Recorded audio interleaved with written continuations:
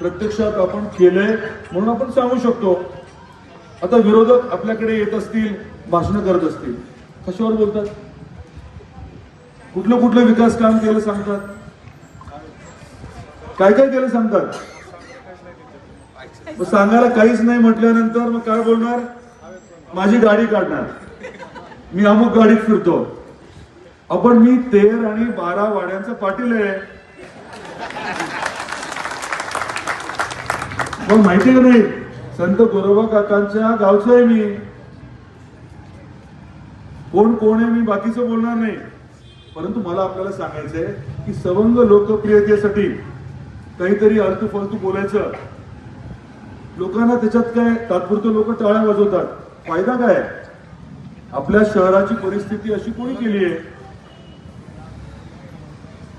गणेश विसर्जन मिरवणुकीच्या वेळेस तर तुम्हाला सांगतो, हे पुढच्या चौकामध्ये काय घडलं? अतिशय अश्लील घोषणा आणि चाळे केले. त्याचे व्हिडिओ फिल्म आहे. आपल्या संस्कार आपले जे असतात, आपली जी संस्कृती आहे अशी नाहीये, धाराशिवची तर बिलकुल नाहीये.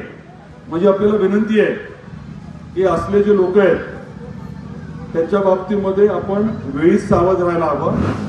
योग्य लोक कोण आहेत, आपल्या हिताचं काम कोण करू शकतं, मोठी कामं महत्वाची कामं कोण करू शकतं, याचा निश्चितपणे आपण विचार करणं अपेक्षित आहे. आदरणीय देवेंद्रजी फडणवीस साहेबांनी एक महत्वाचा निर्णय घेतलाय. तो निर्णय असा आहे की आपण आता मंत्रालयापर्यंत शक्यतो यायला नको. काय म्हटलं मी?